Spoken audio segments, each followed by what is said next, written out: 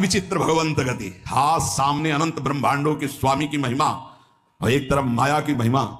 स्वामी को धक्का लगा के बाहर, माया को अंदर। ऐसा प्रभाव माया का है, बड़ा विचित्र। जिस समय सोने की थाल और कटोरी सब लगा के लक्ष्मी जी बूढ़ी के रूप में ना भगत से प्रसाद पाया, बोले ये जूठे पात्र हम दोबारा नहीं रखते। अरे मैया तू तो रुक, अब यहाँ नारायण बैठे थे, बोले जा ये रहते हैं ना साधु बाबा सन्यासी जन, हम वहां टिकते नहीं ज्यादा दिन, तो इसलिए बोले स्वामी जी झोला उठाओ आप अपना चलो। बोले नहीं बेटा हमारी तो इच्छा थी आज रात्रि। बोले ना माता जी रहेंगी। पिताजी को भगा दिया है। जो पिताजी गए माता जी अंतर्ध्यान हो गई, क्योंकि नारायण की भी लौट निकल नहीं सकती। ये खेल है, समझ लो। अच्छे अच्छे नारायण को छोड़ दें, ऐसा है माया का प्रभाव। भक्त भक्ति के विघ्न को बर्दाश्त ना करे, चाहे कोई वस्तु हो, व्यक्ति हो, स्थान कुछ भी हो। जो मेरे प्रभु का विस्मरण करा रहा है, बर्दाश्त नहीं होना चाहिए। लेकिन आप खूब बर्दाश्त कर लेते, चैन से बर्दाश्त कर लेते। नहीं, देख लो अपने लोग कितने प्रमादी हैं कि इस बात से हमें दुख नहीं होता। तद स्मरण परम व्याकुलती, आराध्य देव का विस्मरण हो रहा है, मुझे चैन है। बहुत विचित्र बात है। सत्संग छूट गया, तुम्हें बेचैनी नहीं हुई? तुम्हारी दिनचर्या टूट गई, तुम्हें बेचैनी नहीं हुई? तुम्हारा नाम छूट गया, तुम्हें बेचैनी नहीं हुई? नहीं, किसी भी स्थिति में नहीं।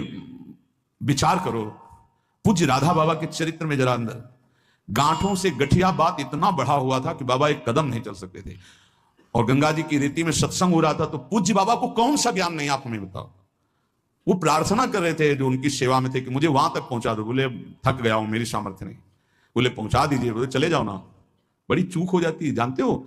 जब हम चरित्र पढ़ते हैं महापुरुषों के, तब लगता है वो महापुरुष है। जब सेवा में होते ना पास, तो नहीं लगता। देखो कैसे उत्तर दे रहे हैं बाबा को, या इतना ही प्रिय तो आप चले जाओ, हम तो थक गए हैं। प्रसंग है, पढ़ के देख लेना कि बाबा ने एक बांस उठाया और कहा क्या तुम जानते हो श्री कृष्ण हमें वहां तक नहीं पहुंचाएंगे? पहुंचाएंगे। और कहलते हुए बांस के सहारे से इतनी दूर तक पहुंचे जहां से सत्संग सुनाई दे रहा था। क्या सत्संग में बाबा को जानना है? सर्वज्ञ महापुरुष हैं, पर है कोई सत्संग की महिमा? क्या हमारे अंदर चुभता है कि आज का सत्संग छूट गया? क्या चुभता है आज का वाणी पाठ छूट गया? अरे जिस सभा में हम बैठकर वाणी गायन हो रहा है उसमें बैठे, प्रियाजू का यश हो रहा है, साधु मंडली में बैठे, इससे बड़ा सौभाग्य क्या? क्या हम जलते हैं कि आज हमारा इतनी देर से भजन छूट गया? क्या हम कभी रोए कि हमारी सेवा छूट गई?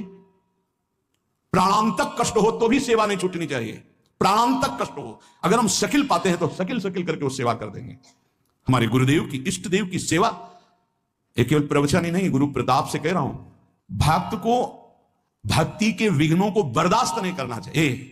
बता देना कि हम आज उठने लायक भी नहीं, पर ये सेवा पहुंचा दो, इस सेवा पहुंच जानी चाहिए, मेरी सेवा नहीं टूटनी चाहिए। ना सेवा में प्रीति होगी, ना नाम छूटने में तुम्हें जलन होगी, ना तुम्हारी पाठ में प्रीति होगी, ना तुम्हारी इष्ट देव की अपनेपन में स्थिति होगी, तो होगा क्या?